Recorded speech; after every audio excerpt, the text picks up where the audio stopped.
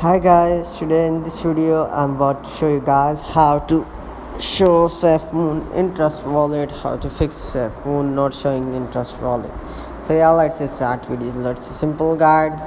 Yeah, so how I can fix this issue. You can open your trust wallet, and after this you can tap on it the top right corners this option, tap on it and tap on search bar, type here Safemoon, and then simply you can see right here Safemoon are here, so tap on it and then you can see at the top right corner Safemoon option, tap on it and then go back and enable this option. Go your browser Safari web page and type here Safemoon,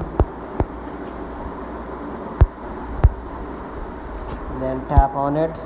First click on your web browser. You can buy now Safemoon and migrate trust wallet. So yeah guys, this is how you can do it. That's it guys, see you in the next video. Bye.